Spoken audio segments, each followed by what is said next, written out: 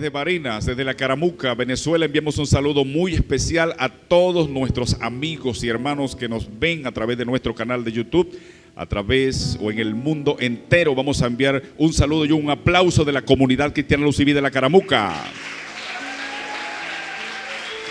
Para todos ustedes.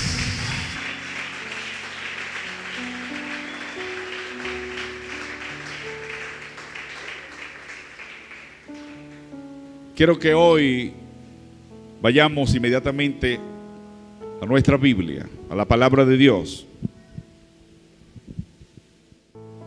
Lucas 17:5.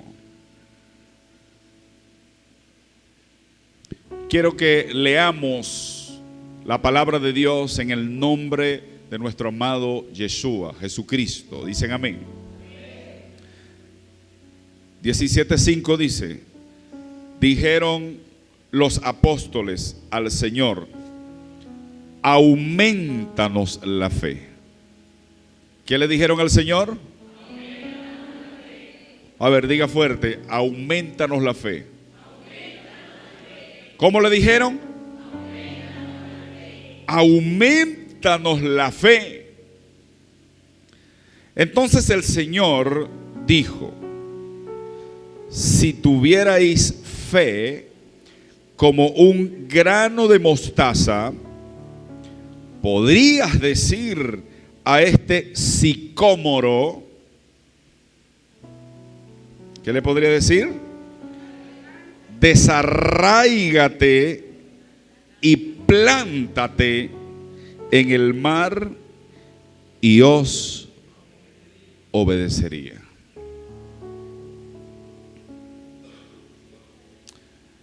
Hoy quiero hablarles de un tema que he titulado: no es el tamaño de fe lo que importa. Y entonces surge la pregunta: si no es el tamaño de la fe, entonces, ¿de qué se trata la fe que yo debo ejercer, la fe que yo debo practicar, que yo debo ejecutar en mi vida para ser exitoso en mi vida espiritual, para poder mantenerme en pie sin derrumbarme, sin desanimarme, sin echarme a morir? ¿Cuál es entonces? O si no importa el tamaño de la fe, entonces, ¿cómo es?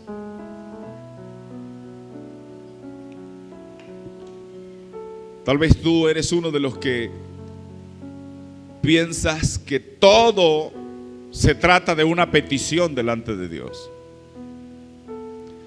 Tenemos una gran parte de la iglesia del Señor que piensan que su vida cristiana, su caminar o su accionar en el Señor, en el Evangelio o en la iglesia, se trata de solo peticiones delante de Dios. Se trata de solo pedir cosas. Y yo quiero decirle algo con todo respeto y con mucha responsabilidad. Hay cosas, o hay oraciones, o hay peticiones que nosotros hacemos delante de Dios, que Dios no nos ha pedido que las hagamos, que Dios no nos ha dicho que pidamos por eso, porque ya eso ha sido establecido. Es algo que automáticamente va a pasar, automáticamente va a suceder. Entonces fíjese un momento en la lectura que hemos tenido, que tenemos acá en el versículo 5. Nada más y nada menos dice que los apóstoles. ¿Quiénes? Los apóstoles. Se pudo haber dicho los discípulos. Obviamente que es Lucas, la apreciación de Lucas es distinta por su capacidad intelectual, por ser un científico, por ser una persona mucho más analítica, más filosófica. Tiene una forma de relato diferente que Mateo, que Marcos, Juan. Y él dice: dijeron los apóstoles al Señor, aumentanos la fe. ¿Qué le dijeron?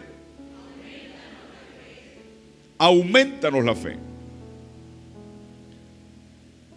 La respuesta del Señor a esa petición. Nosotros cuando hacemos una petición al Señor o a Dios esperamos una respuesta favorable, ¿sí o no? Cuando tú pides al Señor esperas una respuesta de Él.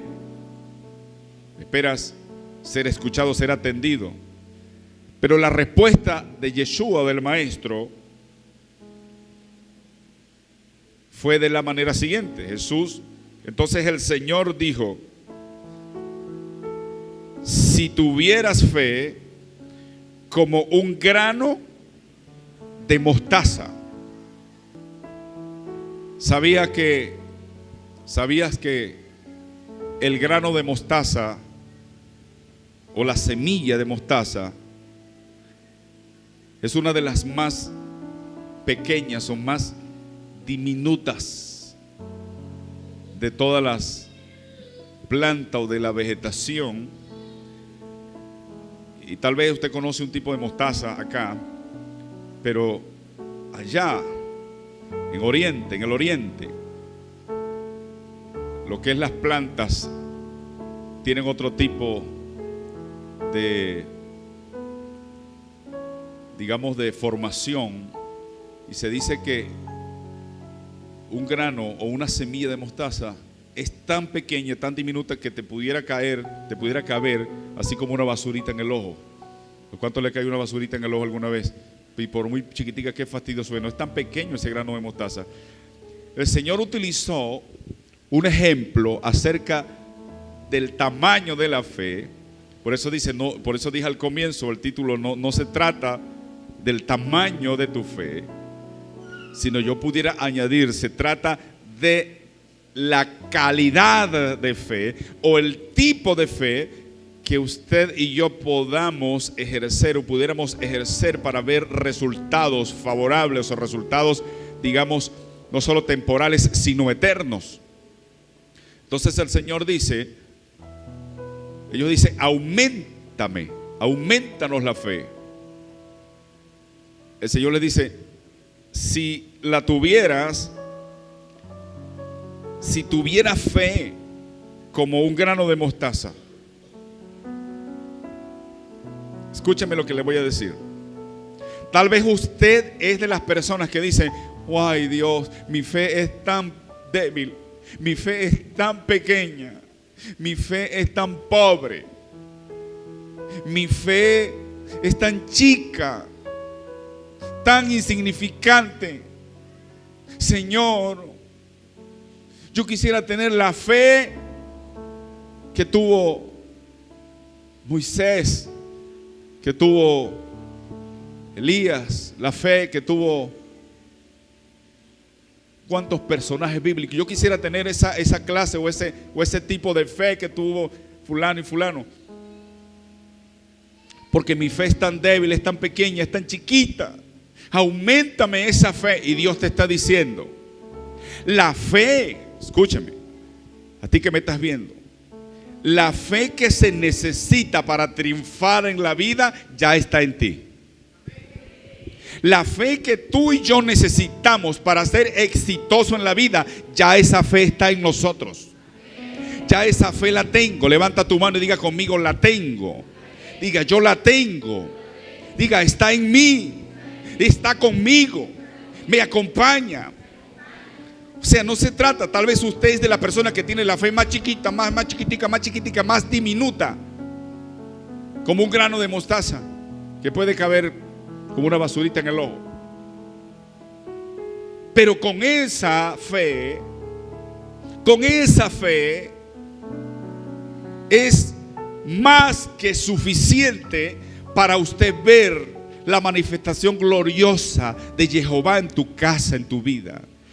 Es suficiente para ver la manifestación poderosa del Eterno, de Yeshua, en tu salud, en tu familia, en tus finanzas, en la conversión de tus seres queridos. Ya eso está contenido en ti, está en ti. Lo que hace falta es ejercitarla. ¿Cuántos dicen amén? Señor, auméntame la fe. El Señor dice: si tan solo tuvieras fe como un grano de mostaza, entonces podrías decir a este sicómoro: desarráigate y plántate en el mar, y os obedecería. Mire, yo no puedo pasar estos dos textos sin antes ver el contexto de ellos, para mostrarles el por qué, una de las razones, el por qué los discípulos le dijeron al Señor: aumentan. Pregunto, ¿cuántos alguna vez han pedido aumento? A ver, ¿cuántos trabajan aquí? ¿Cuántos trabajan? Yo veo gente que no levanta la mano, hermano. Usted es vago, tiene que convertirse hoy. Sí, porque ustedes obviamente están entendiendo que yo me refiero a tener un empleo en una empresa, de ser un empleado. Usted está entendiendo eso y por eso no levantan la mano. Yo entiendo, pero aquí todos trabajan, Es más, la señora ama de casa que no labora en una empresa, pero que trabaja en su casa, que trabaja mucho más, porque no tiene horario ni de comienzo, ni de final, ni de descanso, no tiene ningún de eso, no tiene esos beneficios, trabaja muchas veces a toda hora. Aún ellas muchas veces piden aumento, le piden aumento al esposo, le dicen: mi amor, tienes que sacarme un poco más, por lo menos sáqueme una vez al mes a comer afuera. O sea, está pidiendo aumento de beneficio, de algún beneficio, pide aumento.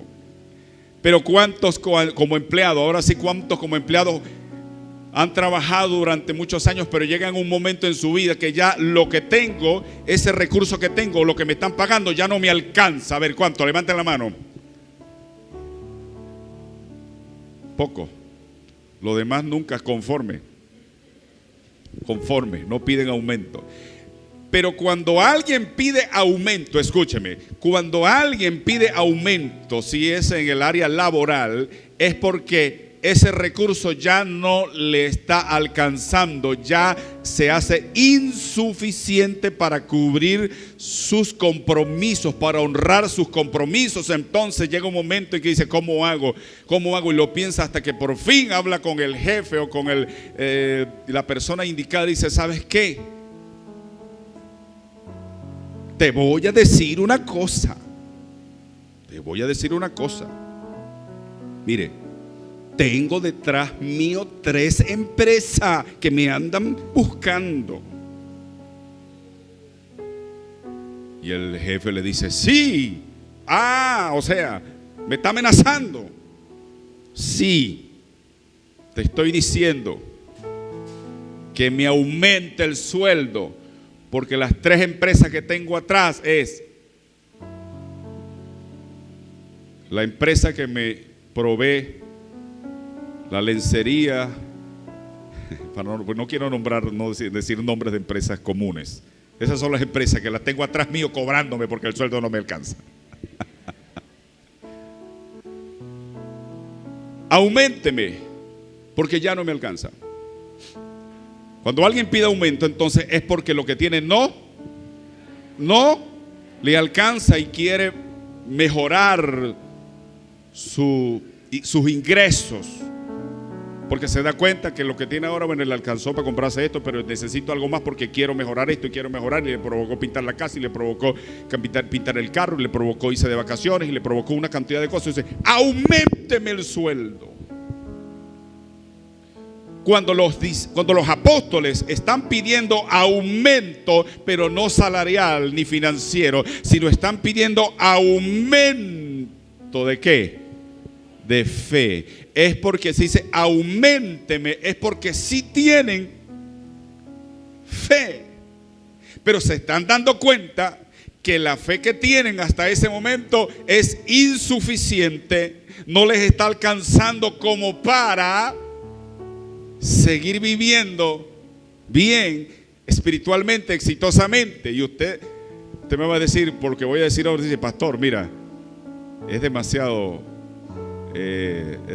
filosofía lo que va a decir, pero cuando ellos piden aumento, ¿sabe que la Biblia está escrita? Se escribió así, o sea, las palabras de Jesús. Él no fue diciendo, bueno, escriban ahí capítulo 1, capítulo tanto, ahora viene el capítulo 17, hasta el versículo 6, y ahora voy a comenzar a hablar. No. Él estaba hablando y ellos estaban escribiendo. Era un solo relato. Así que cuando ellos dicen, auméntenos la fe, es por algo que está antes. Y eso está en el versículo 1. Dice, Jesús dijo a sus discípulos, imposible es que no vengan tropiezos, más hay de aquel por quien vienen. Mejor le fuera que se le atase al cuello una piedra de molino y se la arrojase al mar, que hacer tropezar a uno de estos pequeñitos. Los discípulos están escuchando la enseñanza, están escuchando las instrucciones de Jesús, y luego le dicen, mirad por vosotros mismos, si tu hermano pecare contra ti, repréndele, y si se arrepintiere, perdónale. Y si 7 veces, diga conmigo, y si 7 veces al día pecare contra ti, y 7 veces al día volviere a ti pidiéndote perdón, diciéndote, me arrepiento, yo les digo a ustedes, discípulos, apóstoles, perdónenle. Aquí seguimos hablando del perdón. Es tan serio lo del perdón, y es tan serio de que tiene que haber disposición en nuestra vida de perdonar 7 veces, y si 7 veces regresa y se arrepiente y pide perdón, hay que perdonar.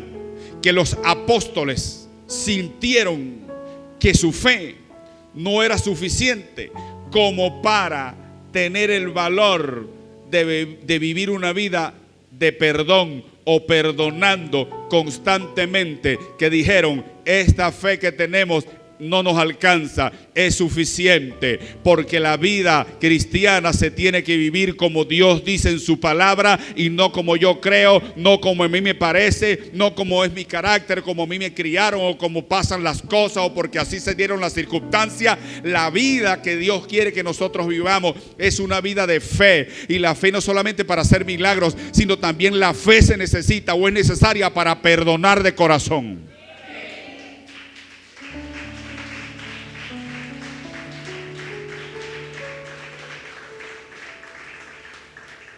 Entonces el versículo 4 dice, y si 7 veces al día pecare contra ti, 7 veces al día volviere a ti, diciendo, me arrepiento, perdónele. ¿Qué tiene que hacer? Perdónale. Cuando los apóstoles escuchan esto, entonces el versículo 5 dice, dijeron los apóstoles al Señor, aumentanos la fe. ¿Cuántos hoy están pidiendo aumento de fe?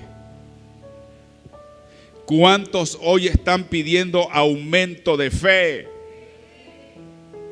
Porque sienten que wow, es que mire, es que lo necesito para poder seguir adelante.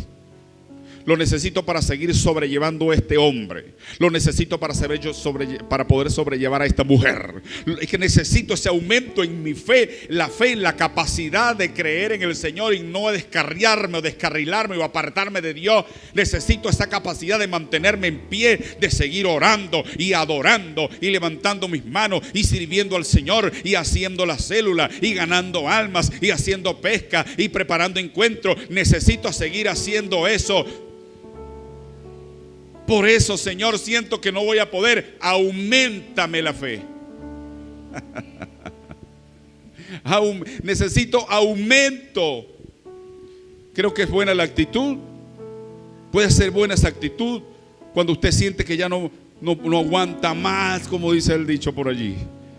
Ya no aguanto más. Cuando usted siente que ya no aguanta más. Porque los discípulos dijeron, pero bueno, ¿cómo es posible entonces? La primera vez, la segunda y la tercera vez, y le perdonamos, y la cuarta y le perdonamos. Jesús dijo, no solamente eso, sino si 7 veces al día, si 7 veces viene y se arrepiente y pide perdón, perdónenle. Porque esa es la verdadera vida de Dios, la verdadera vida cristiana y exitosa. ¿Cuántos dicen amén? Si está viendo allí lo que estoy tratando de extraer de ese capítulo. Dijeron los apóstoles al Señor, aumentanos la fe. Porque vivir una vida de amor, de perdón, de pasar por alto la ofensa, de liberar perdón, de soltar si alguien usted lo tiene amarrado, porque cuando usted no perdona tiene a la otra persona atada o amarrada. Entonces hay que decirle al Señor, aumentanos la fe.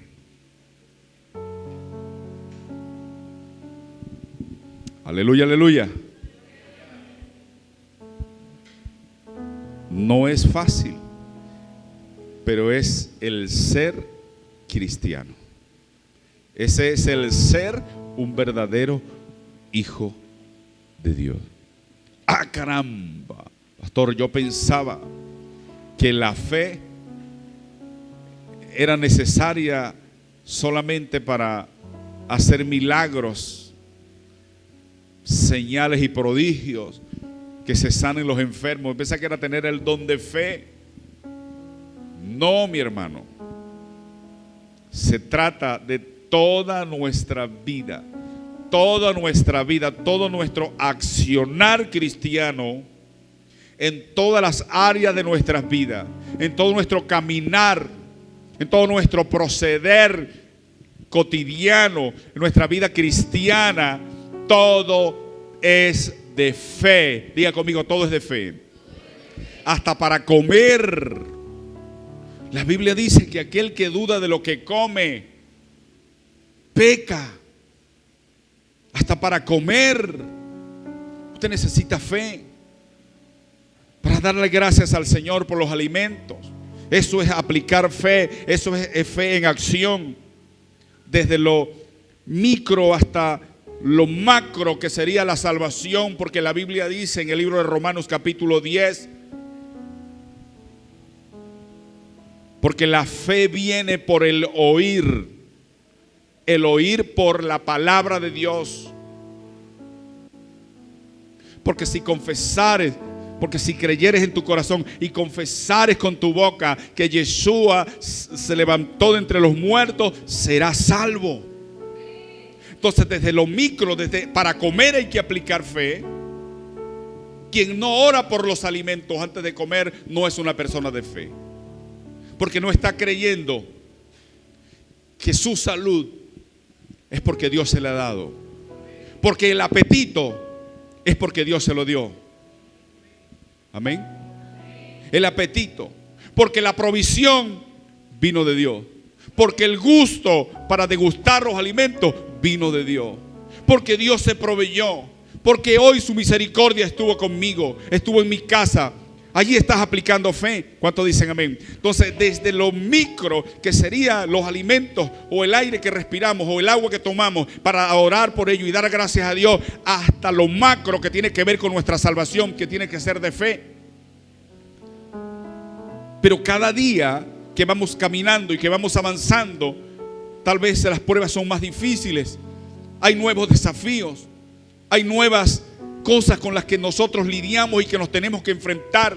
pero llega un punto del camino en que como que sentimos que se tranca el serrucho, como decimos nosotros en criollo. Es allí entonces cuando tenemos que apelar a ese recurso espiritual divino que se llama fe, para no morir en el intento, para no quedarnos a mitad de camino, para no derrumbarnos, para no morirnos, sino para llegar hasta el final, como dice la palabra de Dios, que todo el que persevere hasta el fin, este será salvo. ¿Cuántos dicen amén? Ahora, quiero hacer énfasis en lo que el Señor dijo: si tuvieras fe como un grano de mostaza, podrías decir a este sicómoro: desarráigate y plántate en el mar, y os obedecería. Escúchame lo que le voy a decir.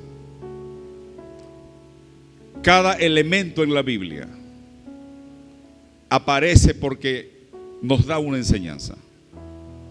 Cada objeto, cada mención que se hace, en este caso de un árbol, por ejemplo, el sicómoro. Si tuviera fe como un grano de mostaza, primero la mostaza es un árbol, es un arbusto. Por eso digo, de lo micro a lo macro. La de mostaza, Yeshua dijo que el río de los cielos es semejante al grano de mostaza que un hombre sembraba. Tan pequeña la semilla, pero después que crecía era más grande, la más grande de las hortalizas. Y era tan frondoso que las aves de los cielos venían a anidar allí, encontraban refugio. Eso es lo que es la fe. ¿Cuántos dicen amén? Pero luego dice: si como un grano de mostaza tuviese fe, entonces tú le podrías decir, aquí hay cosas que yo quiero resaltar hoy en el nombre de Yeshua. Preste atención. Hay cosas que yo quiero resaltar. Por eso decía al comienzo que hay cosas por las que nosotros no debemos orar, porque sencillamente ya el Señor las estableció en su palabra. Ya están allí. Pero si hay cosas sobre las que nosotros sí debemos accionar. Ya no ores por eso. Acciona. Aló. ¿Qué fue lo que Jehová le dijo a Moisés cuando los egipcios venían persiguiéndolos y llegaron a la orilla y vieron el mar? Sí, miraron atrás y vieron la caballería y el ejército egipcio que venía persiguiéndolos y el polvero, y el pueblo se miró la cara unos a otros y dice: hasta aquí llegamos. Y entonces Moisés se tiró al suelo, rasgó su vestido y comenzó a orar. Y la respuesta del Señor: bueno, sigue orando, sigue clamando, sigue orando, porque es lo que nosotros muchas veces decimos: sigue orando, hermano, sigue clamando. Dios no le dijo a Moisés: sigue orando, haz intercesión con el pueblo, átelo, manden ángeles que los derriben, que les esgarreten a los caballos. No, le dijo: ¿qué haces ahí, Moisés? ¿Qué haces ahí? ¿Por qué clamas? ¿Por qué clamas? Extiende. ¿Extiende qué? Y ordénale al mar.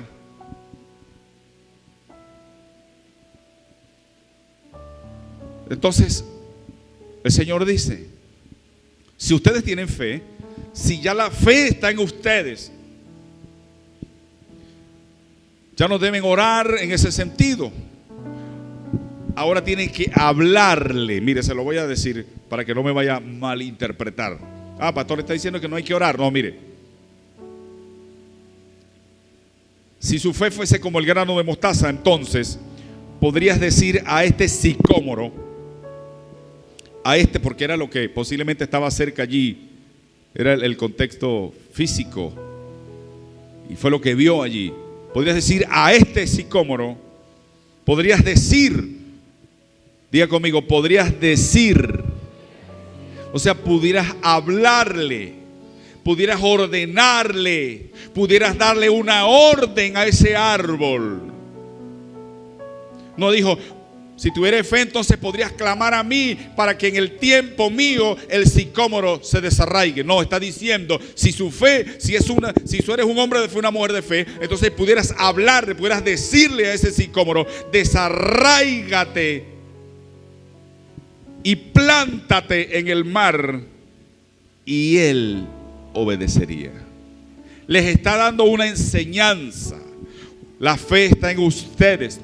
Y por muy chica que parezca, por muy diminuta, por muy insignificante que sea, si al menos es chiquitica como un grano de mostaza, ustedes pueden decir, ustedes pueden dar órdenes, ustedes pueden decretar, ustedes pueden declarar, ustedes pueden hacer y mover el mundo espiritual. Yo pensé que ese amén iba a ser mucho más fuerte. Te lo juro.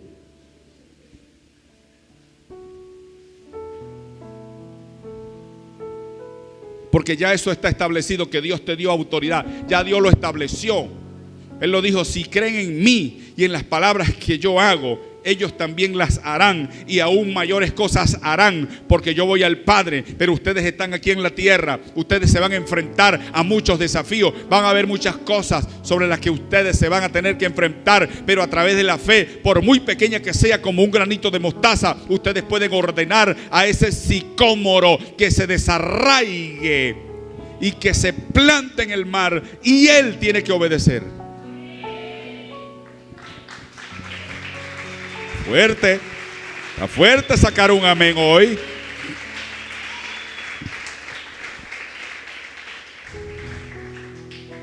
Y mire, a mí me llama mucho la atención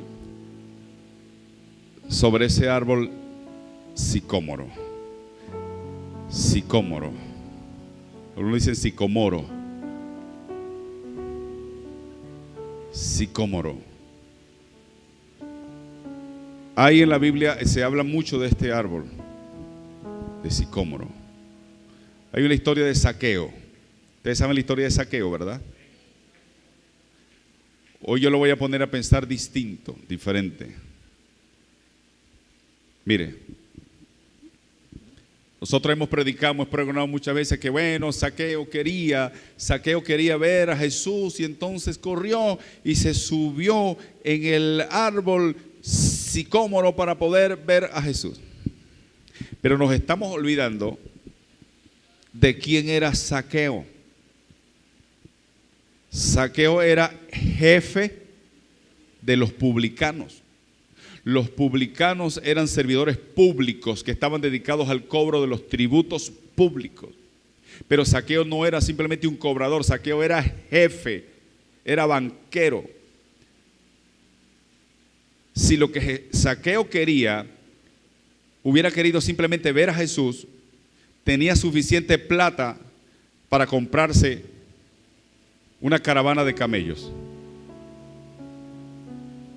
O una caravana una cabalgata, o por lo menos un burrico. Era pequeño de estatura. Si ese era el problema, pues él podía. Es más, se lo digo, en ese tiempo las calles o los pueblos, los techos de las casas eran planos. Era todo una placa.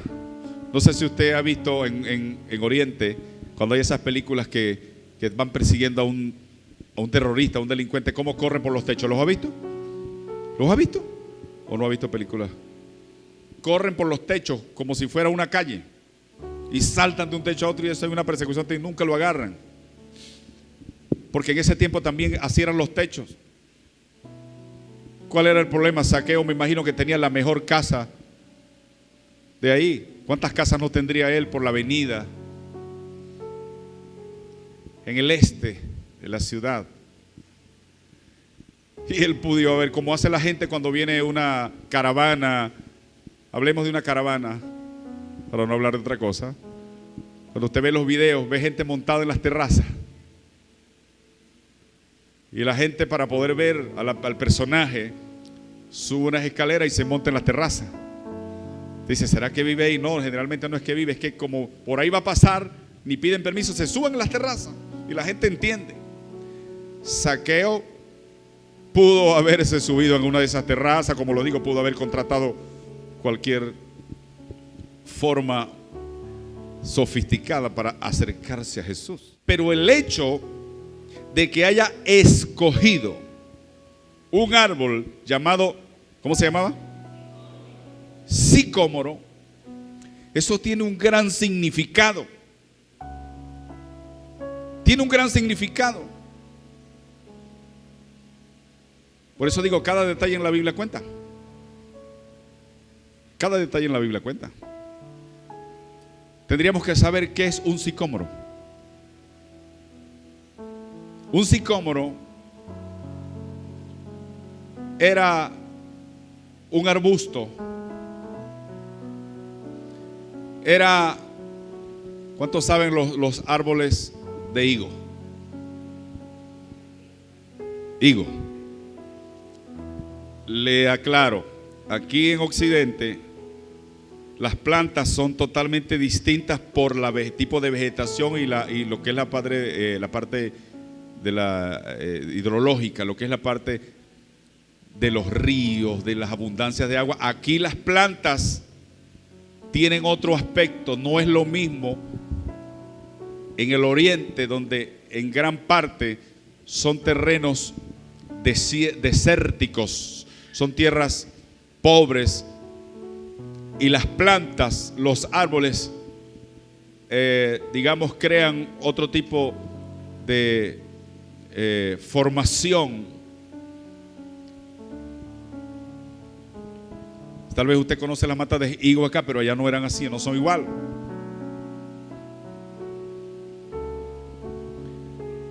El sicómoro era una especie de higos silvestre. Si usted lo investiga, se puede dar cuenta que era un tipo de higos silvestre. Y qué ricos son los higos cuando tú llegas a un árbol, una mata, o las ciruelas, porque son de la misma familia. Bueno, en Israel se cosechaban mucho los higos, pero yo no sé si usted ha visto aquí en nuestra tierra venezolana, en el llano, o aquí en Piedemonte, por ejemplo, la guanábana de monte, que decimos nosotros. El árbol es un árbol de guanábana, y las guanábanas son grandotas, y cuando ellas se enhechan expelen un olor rico. Pero cuando usted se la va a comer,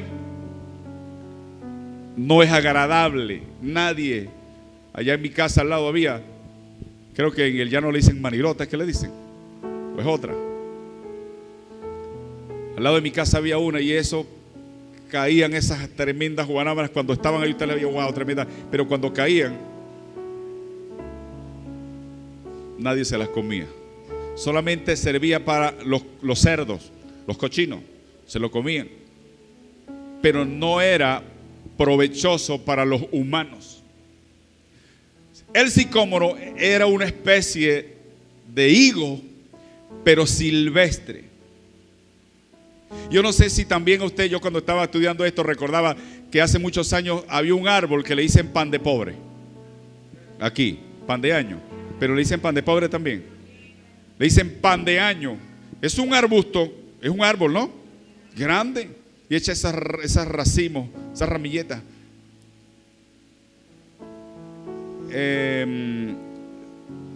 Porque hay otra fruta que sí se cosecha, que creo que se llama castaño, no sé, algo así, que la gente sí la compra. Pero esas frutas le dicen pan de año, pero también dicen pan de pobre, porque la gente también en su necesidad las cosecha, las cocinan y se las comen. Entonces, el sicómoro, que alguien lo viera subido en un árbol de sicómoro, la gente decía: está pasando más trabajo que piojo en peluca, yo. Como que vean a alguien en algún lugar tratando de comerse una fruta de esas que no son comunes para el consumo humano, sino que la comen simplemente las bestias o los animales, y dice: wow, pasando necesidad, está pasando trabajo. Representaba como una humillación. Representaba que esa persona estaba en graves problemas financieros o económicos.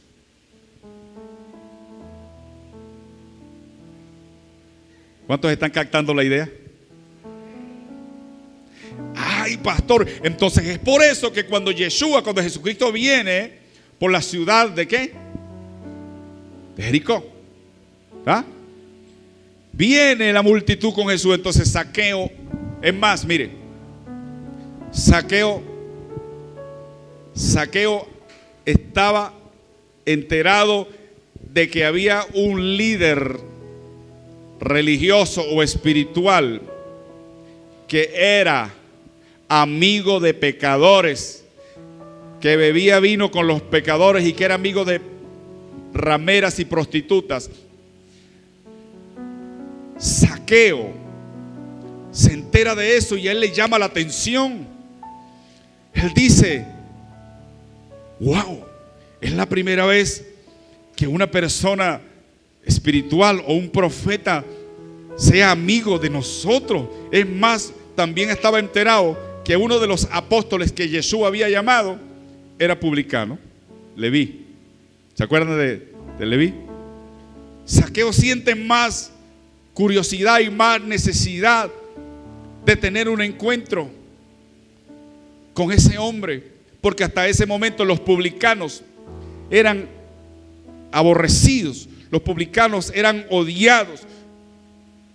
Los publicanos eran odiados por los romanos y por los judíos, porque generalmente los publicanos eran escogidos de la descendencia judía para colocarlos como cobradores de impuestos. Zaqueo se entera de lo que Yeshua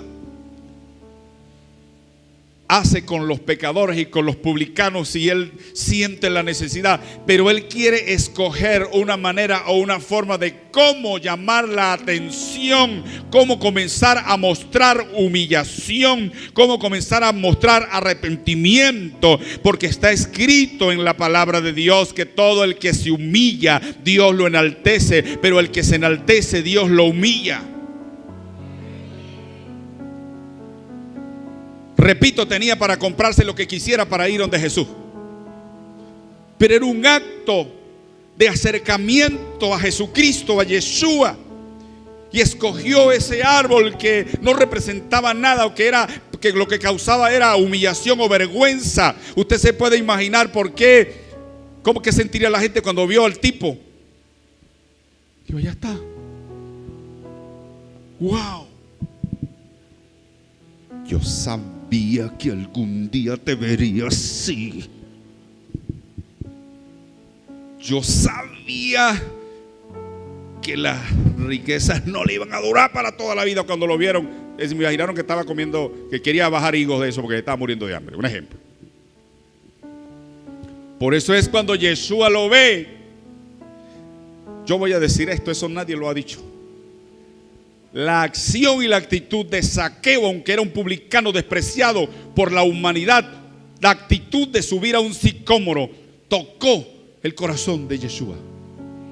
Por eso es que cuando Yeshua lo ve, dice: Zaqueo, desciende rápido, con prontitud, ven rápido, desciende, bájate de ahí, porque esta noche yo voy a posar en tu casa. Zaqueo no se imaginó que eso podía ocurrir, y por eso cuando llega a la casa, Jesús llega a la casa de Zaqueo, Zaqueo comienza a decir: Señor, si yo le he robado a alguien, si yo le he defraudado a alguien, yo estoy dispuesto a devolverle todo lo que yo he robado y 4 veces más.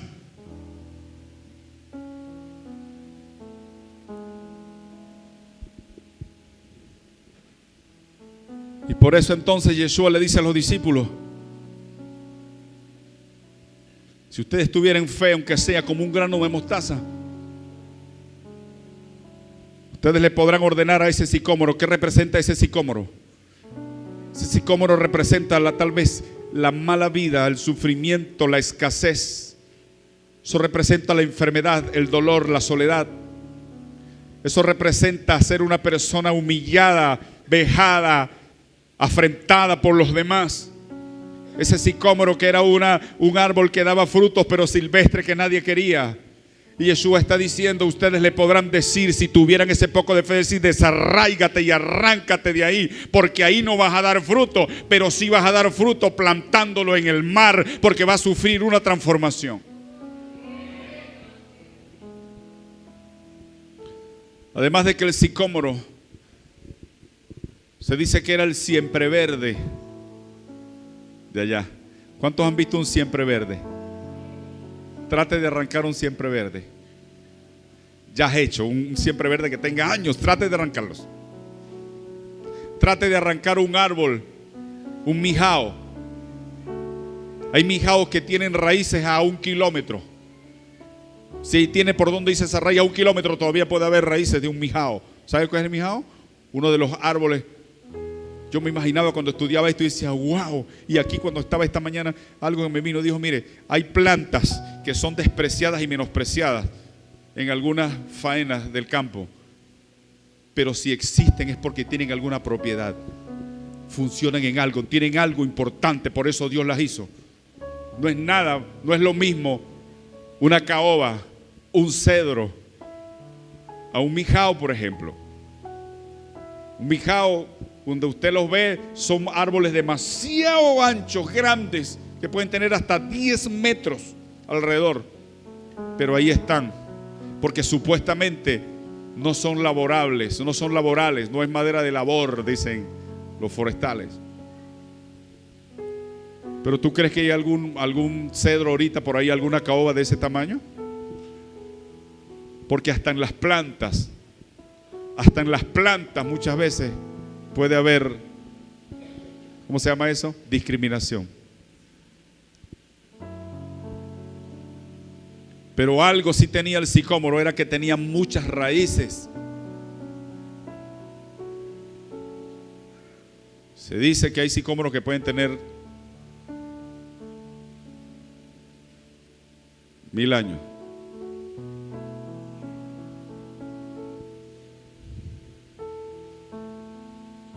Pero si tú eres una persona de fe, Jesús le dice, simplemente ordénele que desarraigue. Y no importa si las raíces están, se puede desarraigar de ahí y plantarlo en el mar. ¿Cuántos dicen amén?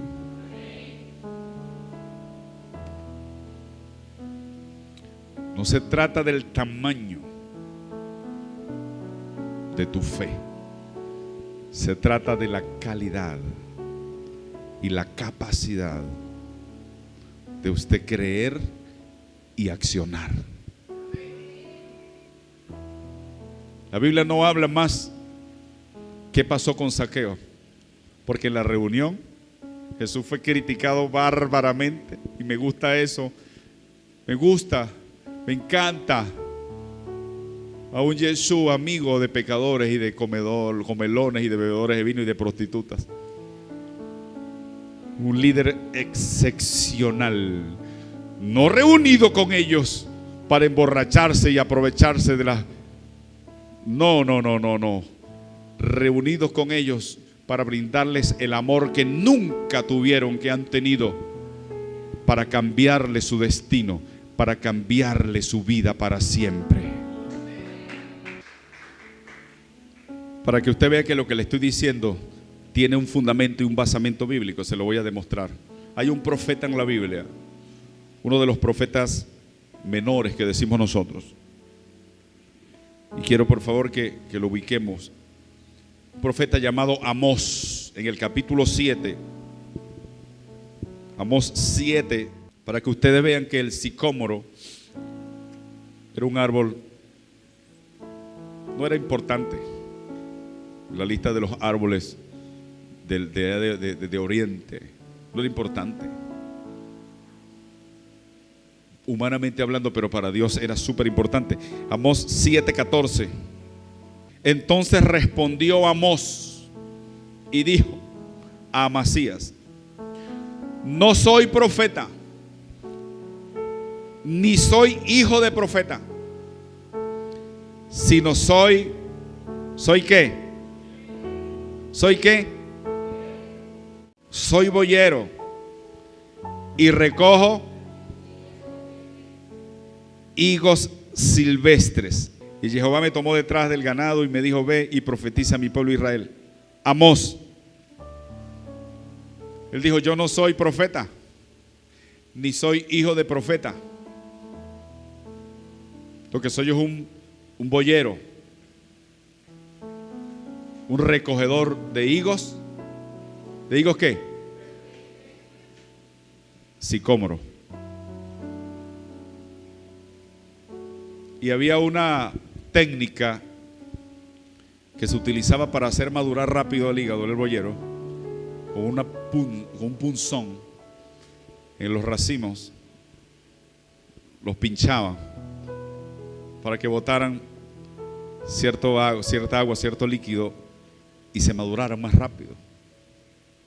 Una persona en una situación terrible, tal vez a usted nunca le ha tocado vivir. Tal vez a usted nunca le tocó vivir una situación como, por ejemplo, agarrar unos aguacates sin tener nada que comer en la casa y decirle: Señor, madura este aguacate rápido. Y amasar ese aguacate todos los días en la mañana, a ver si está bueno en la mediodía o en la noche. Y a lo último termina comiéndoselo y le sabe amargo porque no está bien maduro, pero la prisa de la necesidad. O sea, habla de una persona con una situación económica muy precaria. Amós está diciendo: yo no soy profeta, ni soy hijo de profeta. Yo lo que soy es un boyero, un recolector de higos y de pasos silvestres, porque era pobre, era una persona. Pero ¿qué quiero decir con todo esto? No es el tamaño de la fe, es que la fe está en ti, es que en ti está la capacidad, es que Dios te dio la capacidad de salir adelante, de prosperar, de vencer los obstáculos, de mejorar tu situación. Pero tú lo que tienes que hacer es atreverte a hacer cosas que otros tal vez les da vergüenza, les da pena, y por la vergüenza y por la pena nunca han logrado escalar, ni salir, ni vencer ese entorno o esa situación difícil de su vida. ¿Tú crees que era fácil para Zaqueo?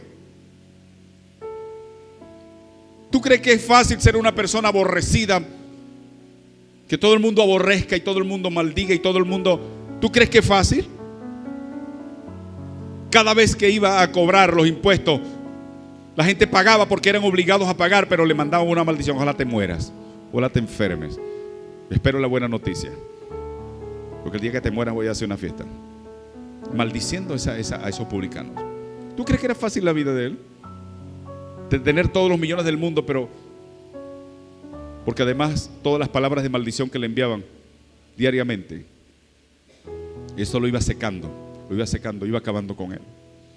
Por eso es que cuando escuchó hablar de alguien que era amigo de pecadores, amigo de publicanos, y que de su equipo de trabajo habían escogido un publicano, dijo: yo lo necesito, porque nadie me quiere, yo necesito eso. Y estuvo dispuesto a ir a lo más bajo, que aparentemente que es lo más bajo, para demostrar que sí necesitaba a Yeshua, que sí necesitaba al Maestro. Y el Señor no lo dejó morir, como dicen por ahí. El Señor no lo dejó donde estaba.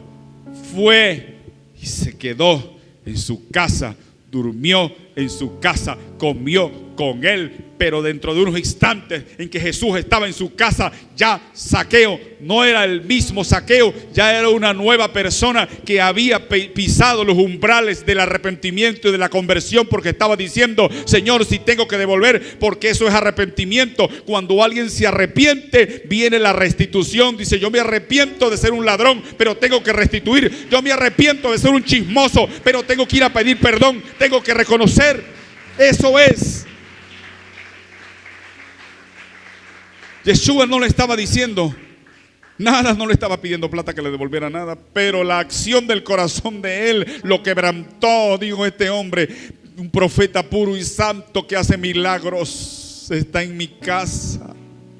¿Cómo es posible que yo, siendo tan malo, tan pecador, Dios haya venido a posar, a vivir en mi casa. Pero quiero decirte, ese es Jehová, ese es el amor de Él para con la humanidad, para contigo. No importa en la condición en la cual te encuentres, Él quiere posar en tu casa. Él te dice: yo, date prisa, ven que quiero, es necesario que hoy pose en tu casa, porque hay cosas que tú necesitas que yo cambie, que necesitas sacar de tu corazón para que tengas paz, para que alivies tu quebranto. Y yo te extiendo mi amor y mi perdón para que te conviertas en una persona nueva conforme a mi corazón.